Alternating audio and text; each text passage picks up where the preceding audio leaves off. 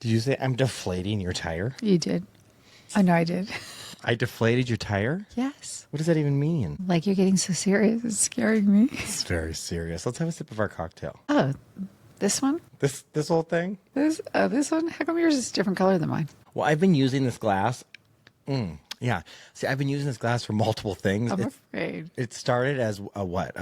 Apple pie. Apple pie. So there's still like cinnamon on the rim, and there's still a cinnamon stick in there. Then it turned into a tequila shot, and now it's a vodka martini with a cinnamon stick in it. You know what made me sad is when you wouldn't drink out of the straw. It's fun. Try it. Out of the cinnamon stick? It's kind of like a straw. It's a lot of work. Oh my God. All right, we got to get this started.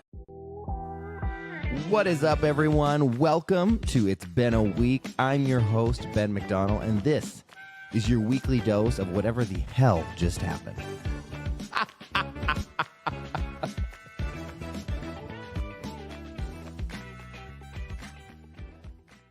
Hello, everyone. Welcome back to It's Been a Week. I'm joined by one of my favorite people on earth, Miss Laura. Howdy. What's funny is we actually recorded an episode of It's Been a Week back a year ago now. For practice. This was when I first was starting the podcast, and I was like, look, we need to practice. I need to see how this is going to go. And remember, we were in my kitchen. We were all over the place. House. We were all over the house. All over the house. And we thought we were funny, but when we listened to it back as an audience member, we were like, no, this is not funny. Well, I was like, none of it really made sense because we would laugh at our own jokes, but there was no context to the joke. Funny. Don't laugh, please. We're doing it already. Okay, I think there's so much stuff I want to talk about, but I think we first need to start with like how we met and then how our friendship has just evolved. Okay. Well, I met you in acting class like a million years ago. I mean, what, like 2015? We love Darrell. Let's just plug Shout out to Darrell. Darrell only. This had to be what, 2015? It was like 21. Why are you laughing? Dick. Okay, anyway, we met and you were a newbie and I had been there for like maybe a whole month already, so I was definitely a veteran. Super experienced. And I don't know, Darrell said something to you, like, what did he say? No, we had this acting coach. It was a very intense acting school. Very intense. Like extreme. Intimidating, and I just remember we went up there and then I don't even think I was like out. I was like, I mean, everyone knew I was gay, but I wasn't like, I'm gay. And Darrell's like, you need to just go in that closet and write a little letter. You need to write a letter and you got to fight for a little Ben. That's the part I remember. Yeah. He goes, you got to fight for a little Ben. And I'm like, okay, Darrell, I'll fight for a little Ben. And you were kind of like, why do you say that in front of everybody? Right. Maybe everyone doesn't know. Right. So then I go in the closet and I write, which is kind of funny that I went into the closet, but I wrote this letter. Does it come out? Right. So I write this letter and then he reads it to the class. What? I was absent. And he goes, you got to fight for a little Ben. And he goes, you've got some demons and you just got to fight. And I'm like. But remember, that was a time when you weren't really coming out. America wasn't ready yet. Well, at that time, it was like to be an actor, like you couldn't really be gay because then you get put in this gay box and it was like. It's a gay box. It's a gay box. Then you're only going to play gay characters. That's weird. But now that's like not really No, the but case. I think I came up to you after class and I was like, what's your name? And you're like, Ben. No, I came up to you because I watched you act and I was like, oh my God, this woman has the same essence. You looked, you sounded, everything like Julia Roberts. Thank you. And I was like, oh my God. And then I was like, do you want to get lunch? And we went across the street to that little cafe. Have I ever told you that I wrote her a letter once? Julia Roberts? I did. What'd you say? I said, if you ever have a role where you need a sister, everyone tells me I look like you. So I would be the perfect fit. You know, I did a TV show. I did a show with her brother. Eric? Yeah. Next subject. He's crazy. We can't say that, can we? Why not? I did a show with him on Amazon called Class Act. Was it classy? No. He would show up and he refused to memorize his lines. We'd have these big cue cards. And he was funny because he would just randomly be like, all right, I'm done for the day. And we're like, wait, what? Like, we've only done one scene. And then he's like, oh, I'm just kidding. Oh, was it funny? No. We're all scared shitless. We're like, wait, you're rapping for the day? But that's how I met you. Yes, I forgot. Yes. So then we became fast friends. Immediately. Immediate friends. We went dancing that one time with Bridget. Oh, we did. Well, we had lunch right after. I can't remember. Someone else was with us. But Someone had else from lunch. acting class. Right. But was it Bridget? Maybe. No, because she wasn't in class when we were. Hi, She was Bridget. Love Bridget. Bridget was never in the same. She had done class with you, and then she left, and then I came. We never all three were together. Okay, but we stayed friends, and then we lost touch. Yeah, because we lost touch because you weren't always in L.A. You were like in Orange County or in I don't know all your fucking homes, and then we reconnected because then we moved to Texas. We hadn't spoken a few years. And then 5? I don't even remember. But then I look on Instagram one day, and you never posted on Instagram ever. I know. But then you had posted that you were going to be in Fort Worth. And I was like, holy shit. I messaged you. I'm like, are you in Fort Worth? And you said, yes, come meet me at the John Wayne Museum. And I was like, That's random. Fucking random, but okay, let's go. So AJ and I I'm like, AJ, we have to go to the stockyards. I said, we have to go to this John Wayne Museum. This girl, Laura, you're going to love her. And then we're walking, we park, and there's like signs with your name on it. And AJ's like, is your friend famous? And I was like, not that I'm aware. Not me, but. And then we get there. You guys, Laura is John Wayne's granddaughter. And we were friends for like 10 years. And you never once were like, oh, FYI. Never once. I know. You know what? My granddad was bigger than life, like the most amazing human being ever. But when I was growing up, he was just Granddaddy. He was this amazing man named Granddaddy. And we'd go to his house and we'd watch movies and we'd play on his all fun equipment. And he was just amazing. But he was my granddaddy. And that's what my parents wanted us to know, that he was Granddaddy. So we kind of were raised to like forge our way, but know that in the back we had this, because I have an incredible family story, both sides, mom and dad. Right. And they just wanted us to embrace both sides of our family. So I was raised to not really brag about that, because my parents wanted us to be able to say, oh, I'm Laura Munoz-Bottini and I've done this in my life and I've got this and I've got that.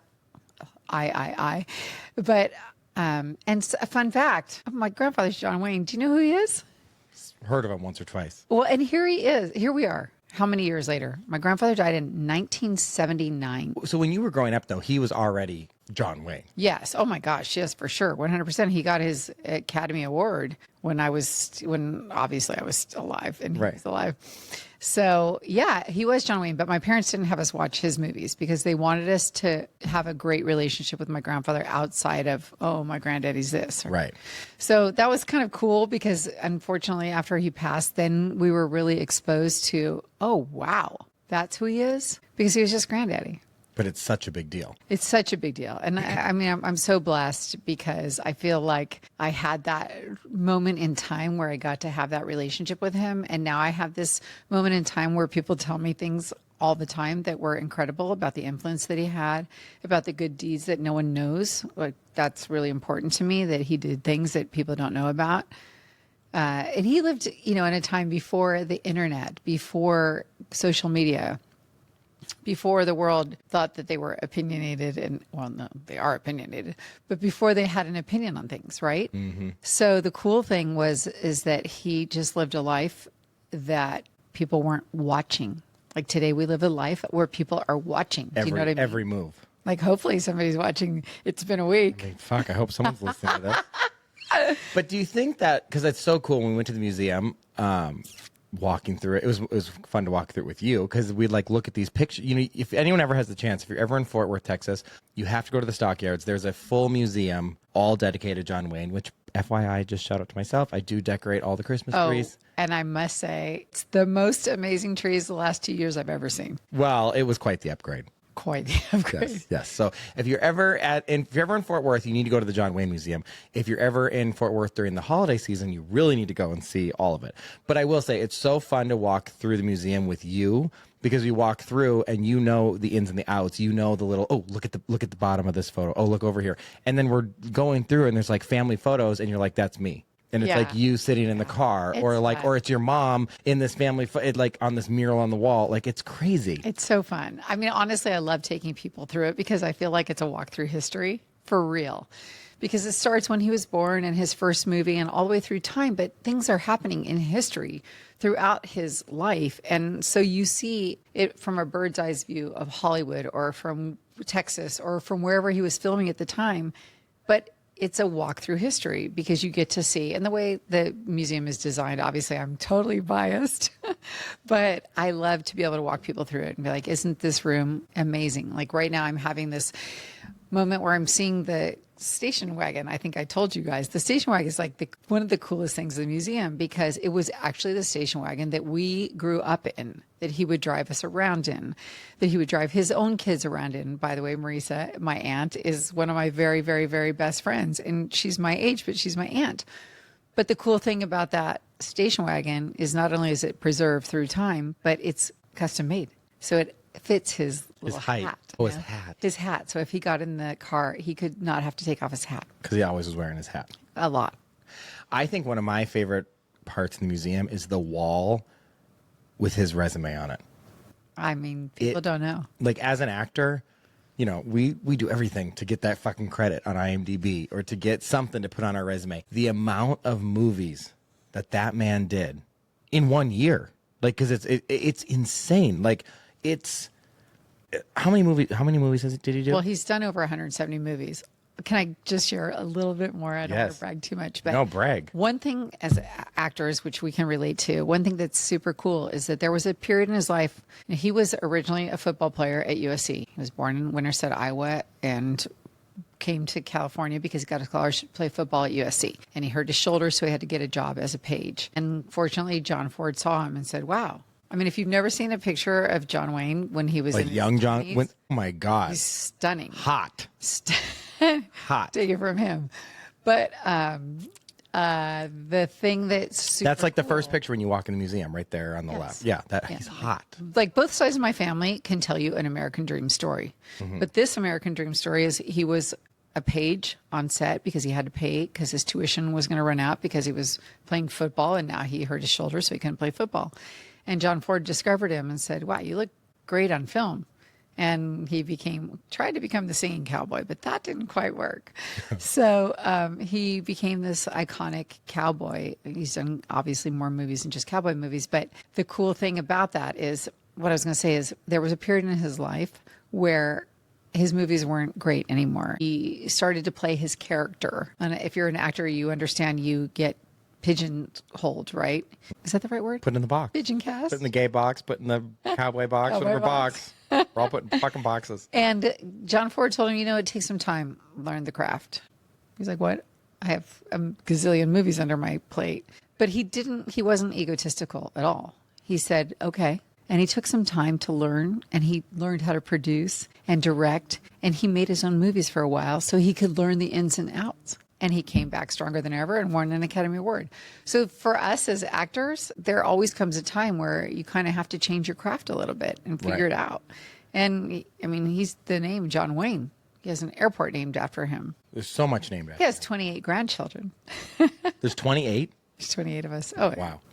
Anyway, so just to sum it up, I think one of the great things about my grandfather that he taught us through his life is that everything does not come to you on a silver platter. You have to work at it. And even if you're at the top of your game, you still have to work to be at a different level. And I know for you, even in like your acting career, because we've been on the same path together for a long time. I mean, Laura and I help each other with auditions. All the time. I mean, all the time. At least, do you have one that we got to do? I have to tell you, no. I'm so excited. I don't know if you remember, I auditioned for that role in Under New Management. And I was... probably not because you help me all the time, but I auditioned for the role of Raina and I play cop. I do that a lot, right? I got the role. I filmed it on Sunday. This Sunday? Thanks to you. Congratulations. Yeah. Thank you. But what I think is so crazy is you have never pulled the John Wayne card. Wow. Like there's so many, like everything you, which I guess is what you just said, we have to work for everything and it's not handed you on a silver platter, but like all these opportunities, all these rooms you could walk into and you could easily say like, oh, I'm John Wayne's, granddaughter. And you've never once used that card. You've worked your ass off that I've watched and we've done it together, but like you've never once done that. But do you think you were born, like I know that I was born with that, like I'm going to be an actor. Like I knew from the second I found out this was a career choice to be an actor, like that, it was done. I'm like, that's what I want to do. Do you think you were born with that? Or do you think you had influence from your grandfather where it was like, oh my God, I want to follow his footsteps and do that? Or do you like, what do you think, what gave you the itch to be an actress? Was I born to be an actress? I think I was maybe shy. You? No way. I was kind of shy as a kid. I really was. I get that. I mean, I did not fully grow into the Ben that everyone knows now, and some love and some don't. But I was not me, I don't think, until I hit in my 20s. Until you came out? I never came out. You didn't come out in your 20s? No, I never came out. I never have had a moment like I did on this podcast. Oh my God, your audience doesn't know you're gay? I know. Shocker, everyone. No, I did an episode on my birthday where I was like, okay, I want everyone to know I'm coming out. Because I've never officially like came out. Oh, that's funny. Okay. But I'm saying it wasn't until in my 20s where I really was like, had my personality, had my confidence, had my sass, had my wit, had my like, I don't give a fuck.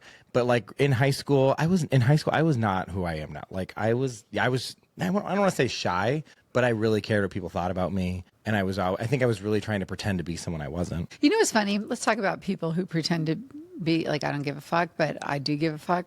Even in high school, those kids who act like they don't care, they care more than anybody. Of course. That's why they act like they don't care. We all care. There's only one thing everybody in the world wants, and I don't care who you are. Try to tell me to my face that you don't want to be loved. Everyone wants to be loved. Everyone wants to be loved. But I can say that right now I'm at a point in my life. It's not that I don't care what people think. I really don't. Like I do to a point. I do for the people that I love, but I know that I'm not for everyone, and I'm okay with that. I know that I'm not everyone's cup of tea, and I'm okay with that. I've had people tell me, you swear too much on your podcast. You do this too much. You do this. And I go, then I'm not for you. I told you that. So many people have. I think I told you to stop fucking cussing.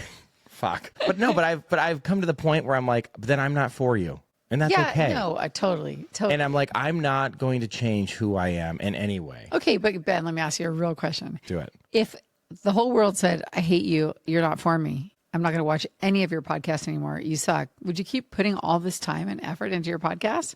No. So you do care a little bit. I think that was my point. Is like, let's be real. No, but to counter that, okay, I would say, okay, I'm not going to change. So I'll quit doing this because if no one's going to watch or listen, I'm not going to do all this work. A lot of work. But I'm not going to change who I am to get more listeners or to get more followers. So I don't care. If we're like, we don't like you, we don't want it, I'd be like, okay, then I'll quit doing it. If everyone said that and there was no one listening, I'd be like, okay, well, then I won't do the podcast. Okay. So my question was to John Wayne, did he inspire you to be an actress, or do you think you had that in you? I think both. Quite frankly, I think both. I think I always loved playing, right? It's so fun. Playing. I love pretending that I was the mom. I love pretending I was the girl in the grocery store. I love pretending like I was on the register ringing people up. I remember that was like one of my favorite roles. So like, so at what point? Oh, it's chocolate bar, right? Right. Are play store, play house. Okay, go ahead. Did I cut you off? Did I cut you off prematurely? No, you were talking. Okay. At what point did you realize, like, shit? I'll tell you. I went to UC Berkeley. I worked as a psychologist at Napa State Mental Hospital. Decided, wow, I can't help these people. That's it for another podcast. I went to work in sales.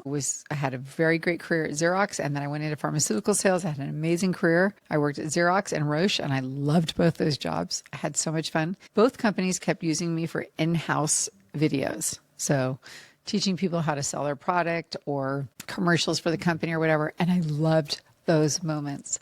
They were so much fun. And I did a little theater in my 20s because I was like, oh, I kind of like acting. And then one day, finally, about 10 years, no, when did I meet you? Because that was my first acting class, 2015. Yeah. Oh, yeah, about 10 years ago, I decided, you know what? Let me quit the sales route and try to be an actress. And I prayed to my grandfather all the time. And I said, guide me, help me, get me there. And I just knew this is fun. I love it. It's so much work. People never understand how much work it is. They have no fucking clue what we go through. Oh my gosh, all the pages and pages of auditions. And now we're doing self-tapes, which I love. Don't get me wrong. Same. I love it. But the other day I had to take my camera out to my car, put my purse over my shoulder, take my camera out to my driveway, ride my bike, somehow videotape myself. I know. The shit we do. It was probably terrible. But it was fun. Like the truth was, I'm not in this little room with a backdrop. Sorry about your $600 and probably $1,000 backdrops that you have now. But it was fun. It was fun for me to ride my bike. It was fun for me to pretend like I was riding around the neighborhood. It's fun. People only see when you like, oh, I saw you in this commercial. I saw you do this. And I'm like, you have no fucking clue how much it took to get that one commercial or to get that one or to get a role where you have one line. People have no fucking Yes, clue. give it to me on Southwest. Whoop, whoop. You're looking good. I know that Southwest commercial. She was good. At what point, though, you said growing up that they were like, okay, they wanted to keep grandpa. Yeah. But at what age or what point or when did you have your moment of like, holy shit, like my grandpa is like the Beyonce of fucking the Western world of movies of the, you know, when did you have that moment where it was like, whoa, wait? I kind of love that question because we had done so much going to his house, watching movies, hanging out on his dock. I mean, I would love to tell you stories for days, but I think there was two moments. The first moment was we went out with him to the store once, and we're just little kids, and people were coming up and asking him for his autograph. And I was little, so I don't really understand what's happening. Why? Right. Well, what is an autograph? I mean, at that age, you don't even know what the value of an autograph is, really, unless your parents are like, go get Mickey Mantle to sign your baseball. I might not have been alive during the Mickey Mantle days. Do not age me. Anyway, I didn't really get that, right? So, and he was awesome, and everybody else was awesome because we live in a day where we respected people's privacy. And he finally said, like, I'm here with my grandchildren today. I don't get a lot of time with them. If you don't mind, I appreciate your support, but if you'll just let me be with my grandkids today. And I was like, why'd that happen? It was a kind of an aha moment, but I didn't really get Like, it. how old were you? 8 or 9. So little. Yeah, I mean, I was a little girl. But the day I truly realized, boy, this is like way bigger than we thought, was the day he died. We went to his funeral. His funeral was held at like, I don't know, some god-awful hour of the morning, 3 or 4, to avoid the press. Now, remember, this is before social media. Right. So right. There's no Instagram and TikTok. Very private times. And my parents, when we went to the funeral, they woke us up at the crack of dawn. It was pitch black outside. And I just remember walking through a tunnel, literally a tunnel of cameras to get to the church. My grandfather was not religious during his life. My grandmother was Catholic. And on his dying bed, he was baptized Catholic. So he got what's the word? Baptized. He got baptized. Thank you. Woo! No more. Cheers. Cheers to that. Cheers. And he had a funeral, and it was at a church. And I just remember walking through a tunnel of cameras and my parents almost hovering over us. You know, that you see that scene on TV sometimes. Right. And that was this aha moment where You're like, holy fuck. oh, he might be somebody famous. I love another one of my favorite stories about him.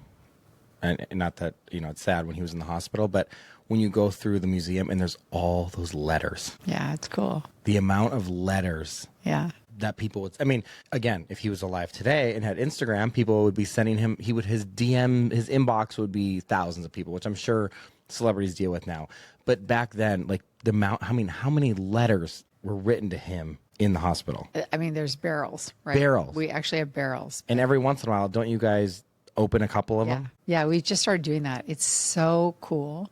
Honestly, I'll tell you what I love about that. I think it affects us all differently. But for me, it's so cool because you see the profound impact that his movies, his character had on people's lives. Right. You know, I want to tell you a story right now. Do it. Okay. So recently I met a gentleman, his name is Pete, and when he was 8 years old, he had written a bunch of actors like in fan clubs or something. I need to get more details on this, but he had written all these people and he said, someday I want to be an actor. Someday I want to be a movie star. Give me some advice. And no one wrote him back. Not one person, except for John Wayne. And this man I met about 6 months ago, and out of just mere coincidence, he's doing an apprentice program for actors and actresses and crew. It's an amazing program that he's doing with Sunset Studios. And so he came to introduce this to Arizona, and I was involved, and we actually did something. And I said, hey, somehow we started talking about it, and it came up. I can't remember how it came up. And he freaked out. He's told me, I have a letter from your grandfather when I was 8 years old. Wow. He said, that man inspired me. He said, I was a fireman. I worked for the government. I invented this product. And I always wanted to be in the movies. Always. He said, I held on to that letter from John Wayne my entire life. And he said, when I finally made it because of my invention, I opened my own studio called Sunset Entertainment. And today, my grandfather's inspiration inspired him years later. And today he's inspiring me and other actors, other crew members. And I'm going to work with him on a film. So cool. Wow. Have I told you that yet? No. Oh my God. It's so cool. I'm like, think of this story that this man inspired you at 8. And now you're going to return the favor by inspiring his granddaughter, who 40 years after she was born decided she wanted to get into this career and didn't know how to do it. And he's not around anymore. So it's just cool. That's full circle. It's, I don't know. When you told me I'm John Wayne's granddaughter, obviously I was like, holy shit, what? But like, to me, you're Laura. Thank God. That's what I want people to. You know what I mean? So like, but even now, and obviously I mean, I'm an actor. I'm a cowboy. Like John Wayne is like what I want to be. If you think about it, cowboy, actor, all the things. But it's crazy. Whenever I'll even mention that, like, oh, they're like, wait, what? Like, my farrier was here today, trimming horses' feet. And I said, oh, my friend's coming. And I said, we're going to do a podcast. And I said, and then we're going to go do this. He goes, oh, what are you guys going to talk about on the podcast? And I was like, well, we're going to talk about our crazy adventures. And I go, oh, and she's John Wayne's granddaughter. So we're going to and he goes, what? He dropped his tools. He was like, wait, what? And she's coming here? Like, people freak out. I know. And I was like, for me, I don't know. I guess I don't freak out anymore now because I'm like, well, you didn't. I didn't freak out the first 10 years that we knew each other. That's what I mean. I'm like, well, but I guess even who I'm like 17 times removed, I don't even like, sometimes I'm like, whoa, wait, you forget what a big deal it is. Yeah. Yeah. I mean, it's a super lovely thing. And here we have spent, I don't know, 20 minutes talking about it. You know, there's this thing that people talk about all the time now. It's like a buzzword that it's imposter syndrome, right? Mm. It's imposter syndrome. Mm-hmm. And so I'm so proud. I'm so proud of my family on both sides. I'm truly I'm so proud and I'm so lucky and so blessed. But I also always feel like I was at dinner with a girlfriend once who I'm very good friends with. And we were talking to this priest that we were having dinner with. And we had sat at dinner for about 30 minutes. I told him about my life, my jobs, what I was working on, my kids. 30 minutes through the dinner, she says, tell him who you are.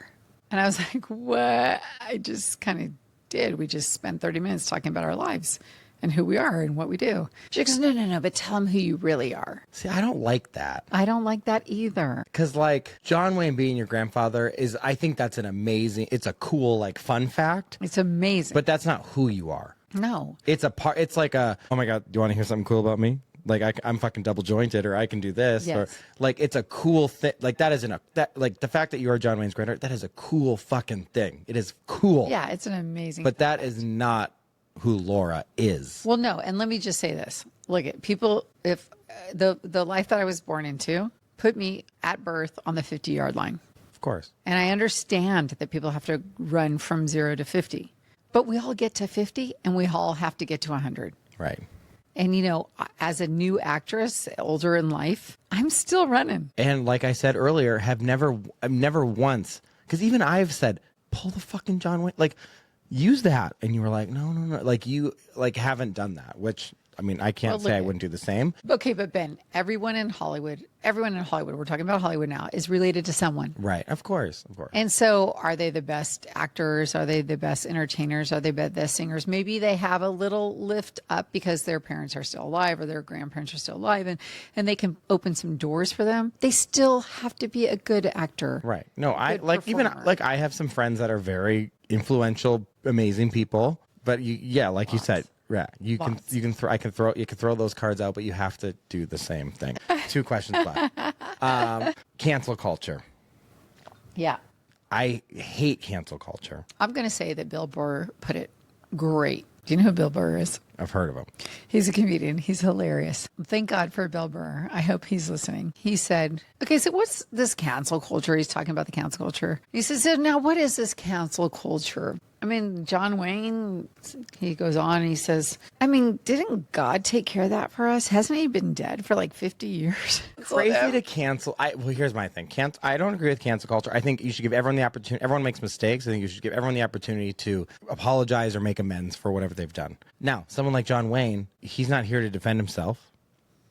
And I'm not saying whatever he's being canceled for, whatever the thing, it's not saying, yes, it's fine, let it go. But also times were different. Things were different.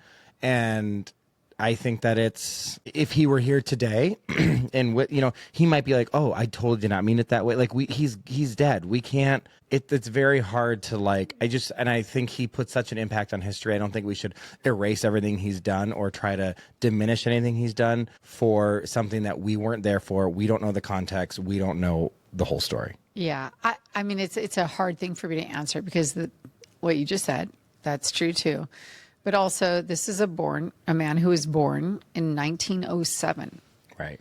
And he was raised in different ethics, at different principles. I can tell you that my grandfather was very open to very many different cultures. I mean, he had 3 Latina wives. Right. Right.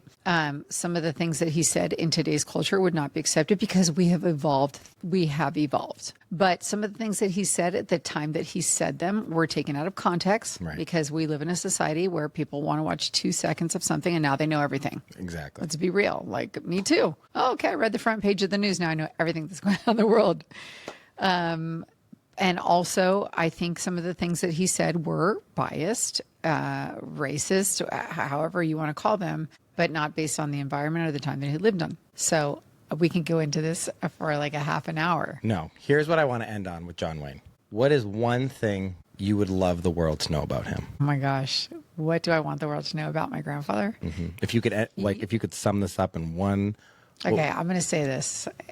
My grandfather was Granddaddy. Like truly Granddaddy. We were children, we were kids, we had fun, and he was a family man. He loved his kids, he loved his grandkids. His door was always open, and we felt so loved and so welcome.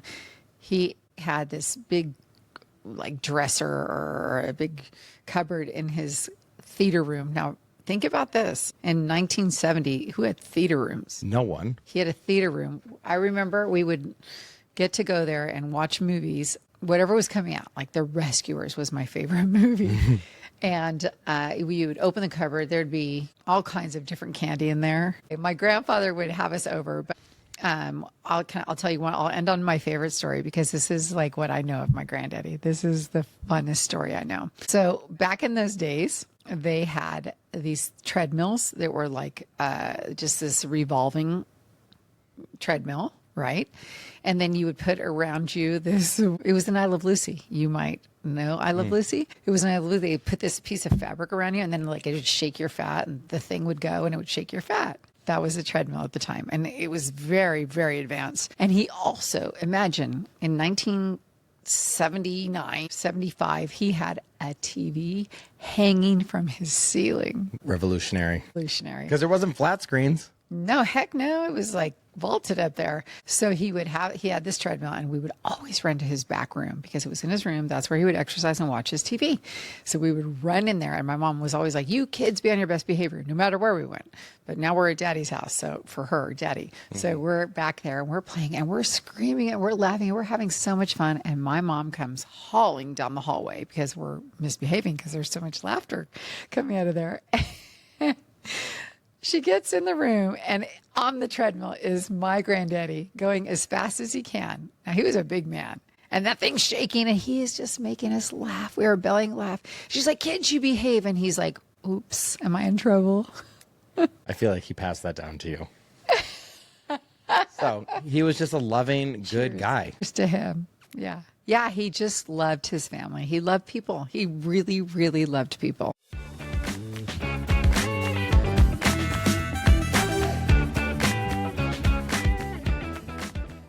Okay, now let's talk about us. Okay.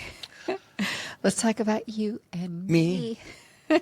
Okay, we have the best time all the time. Well, I know, but I think we make each other laugh. Because we have I feel like we have the very, very similar, sick, deranged sense of humor. Like in the worst scenarios, we still can find laughter. Like I could be at a funeral we would be dying laughing. Okay, that's a good thing and a bad thing. But the good thing is like, I have somebody to do that with. What did you say to me in my kitchen? You're like, I just love, my favorite part about you is I get to just be myself. I get to just be myself. Don't you love that? I can say whatever comes to mind, even though like I don't have to censor. Even though I'm saying something to purposely be inappropriate, you can't even do that anymore.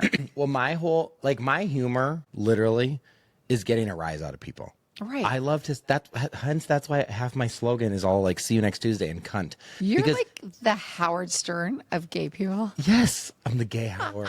I love that. That should be a shirt. I just love to get a rise out of people because I think that is so fun and people take life so fucking seriously. And it's like, can we just have fun? Oh, but you know what I don't like about you? Tell me. Can't get a damn rise out of you.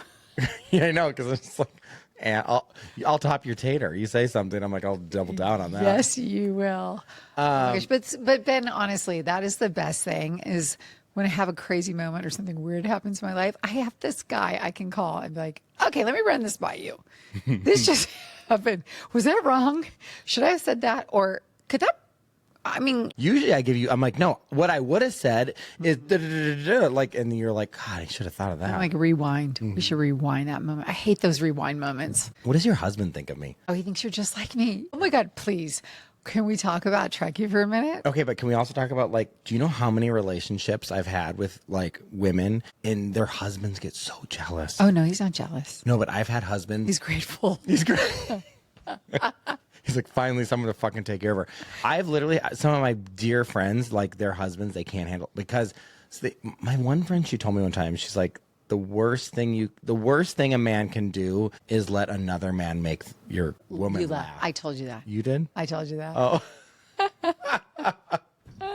Yeah, I think it was Drake who coined that. I'm not sure, but it was like, women, be careful of the men who make your woman laugh. See, and I think that's me. But like, I have zero interest of sleeping with any of my women friends. I've never been with a woman. Just put that on the permanent record. Never, even when we were trying to pretend like you weren't? No, never been with a woman. I've never had sex with a woman. I haven't either. See, we have so much in common. we were But I think that but I've had so many like husbands that get so, and I'm like, look, I'm not trying to calm down. I'm not coming for your woman. But I do make, I think, a lot of my girlfriends laugh more than their husbands do. And it's caused some issues. Okay, well, not in my scenario, thank God. But okay, when we were in Trekkie, the best.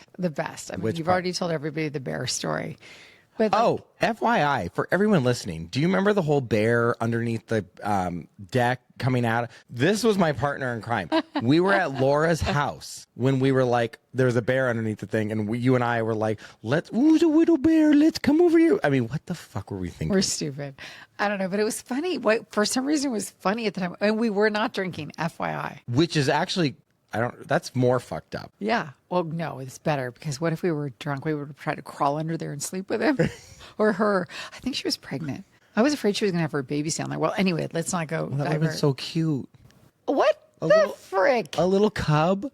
I would have been like, have you not seen Little Bear or Paddington? I would have been like, oh. Wait, what about like you said, wake up, little bear. Hi, we're here. And the bear comes Okay, but when do they hibernate? Like when they're hibernating? Right now. But can we go pet them? Like are they in like a trance? Okay, let's talk about hibernation. Prior to hibernation, squirrels, bears, etc. Winter sports, they need to eat, right? They have to eat because they need to eat so they can go to sleep for like multiple months. And so you are seeing them in the beginning of hibernation. Okay, but I understand hibernation. My question is, you are a morsel. Once hibernation has started. It was not close to starting. Okay, but let's say it is now. So if they're hibernating. And they're like all happy because they have been. Can we go like pet them and they'll be like snoring? Or like if we go pet them, will they wake up and be like attack? Well, that's a good question, but I'm kind of irritated. I wish Steve Irwin was still here. He'd help us with that. His son is. Didn't he just win like Dancing with the Stars? I don't know if he won it, but did you see how hot he's become? Hot like he's so good looking? Or? Yes. What's his name? Robert Irwin was like, I think when he was younger was like Nerd Alert, and now he's like doing underwear campaigns and he's like extremely good looking. Were you? Doing underwear campaigns or extremely good looking? No, were you a nerd? Because you're so cute now. Oh. I don't think I was never a nerd. But I was not cute in middle school and high school. Not cute. Really?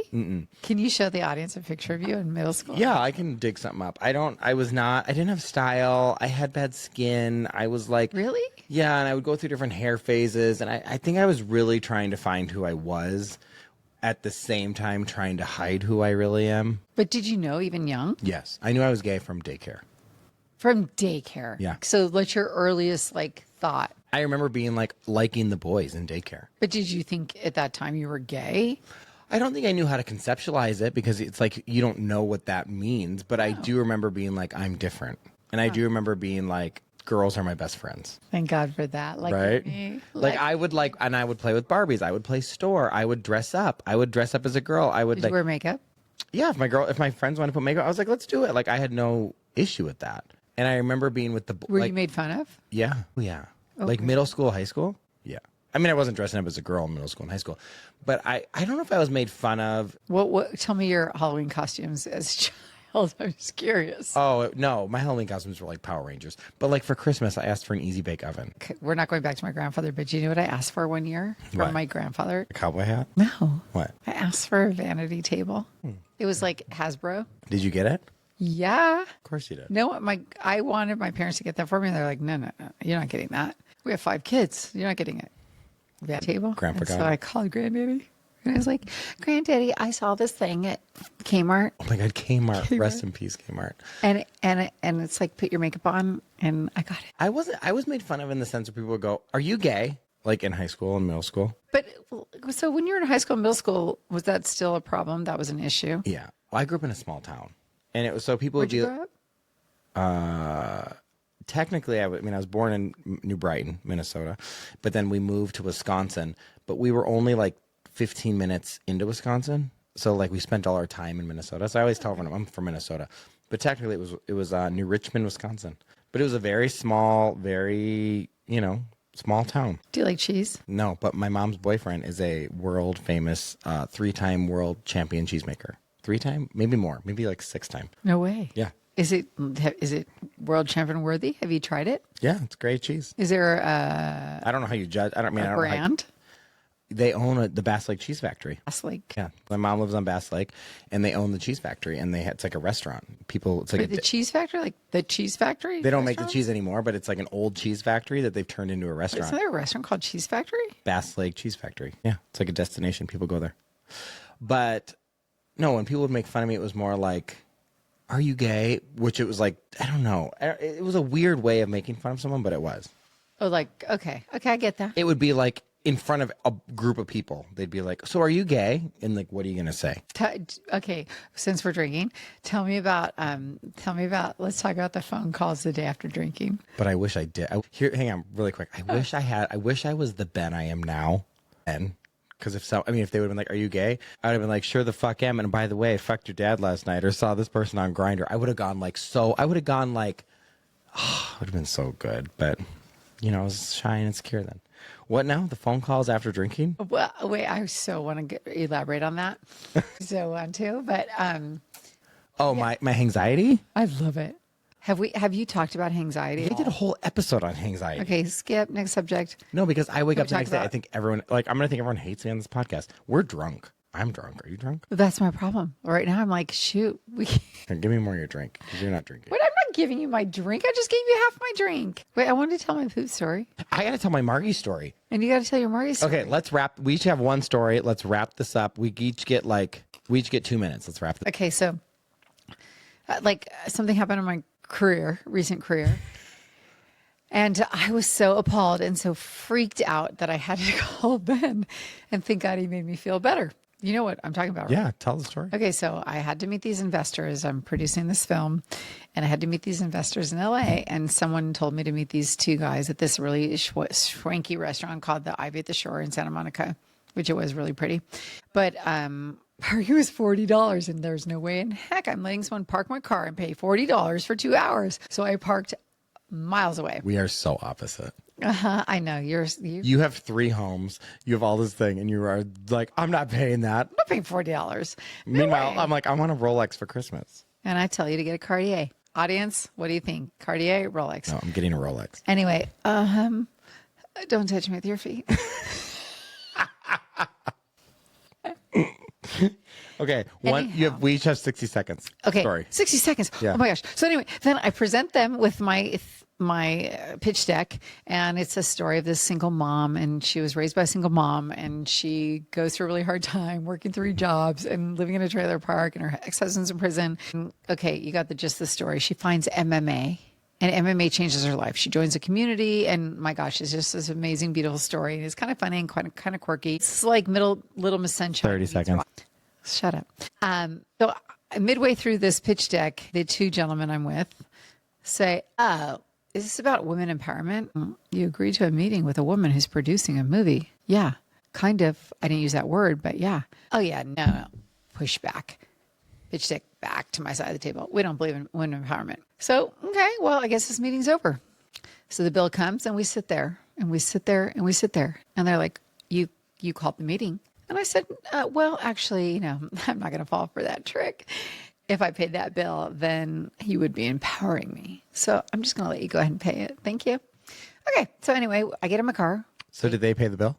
Oh, heck yeah. I'm not paying that bill. No. Good for you. That would empower me. I felt empowered already, though, just so you know. Saying that. I hope they're listening. So anyway, I go out to walk to my car in the freezing cold, by the way, freezing. Walking to my car 5 blocks away, and they pull up in this black Tesla, tinted windows. I'm at the light, and they roll the window down. They're like, "Hey, are you okay?" "Yeah, I had to park." "Oh, get in. We'll give you a ride." Okay, I get in. And I get in, and I scoot over, and the car's super warm, so cold outside, super warm.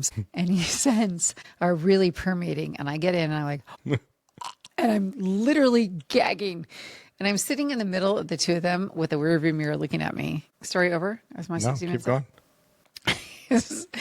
And I'm dying. I'm trying not to gag. My eyes are turning red, watering. It smells so incredibly bad. And I can see those jerks looking at each other in the window as if I did that in the rearview mirror, right? As if I did that. I did not do that.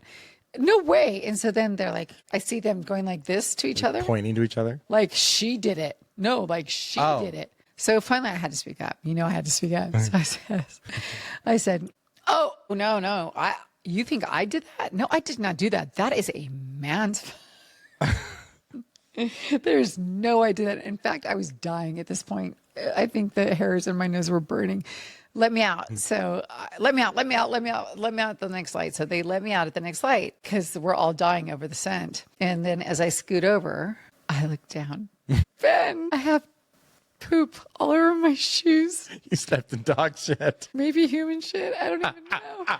It is smeared all over the back of their car. Oh, no. Smeared in their brand new pristine car. And I'm trying to do business with these people. And I'm like, "Oh my God. Oh no. Oh my God." And they're like, "We knew it was you." And I'm like, "No, it wasn't me." "Well, yes, kind of was me. I mean, it wasn't really me. I'm so sorry." They look back, saw the eyes.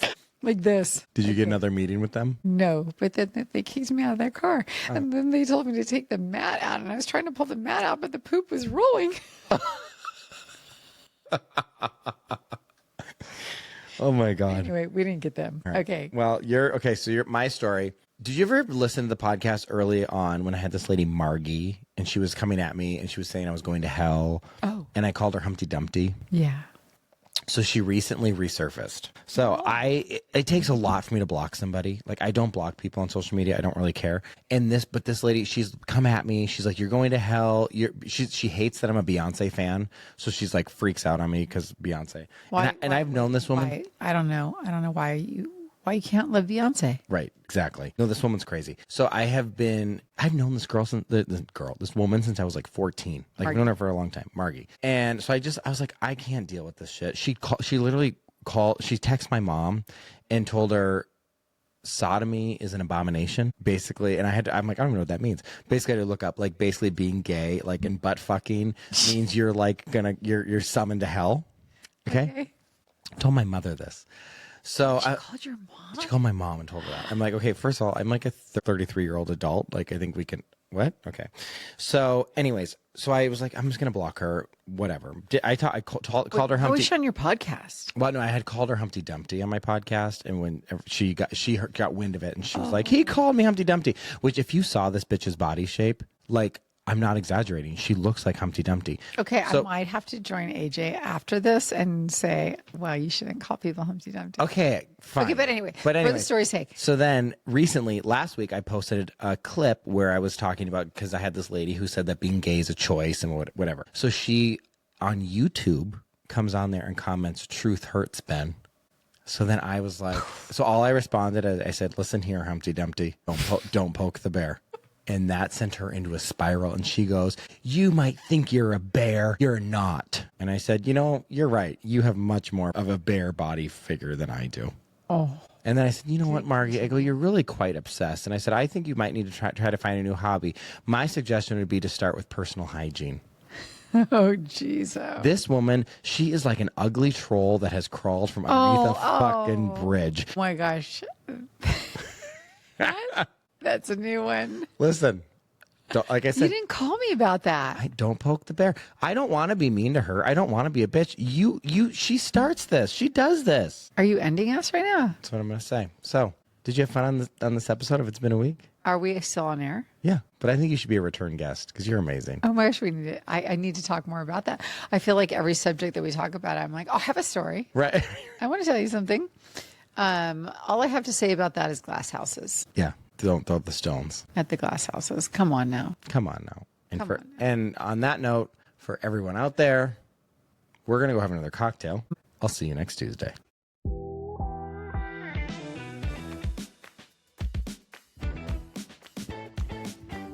What is up, everyone? I have a question for you. Have you ever done something so wild, so hilarious, or so ridiculous that your friends are still talking about it? Do you have a story that happened to you this week that are going to leave jaws on the floor?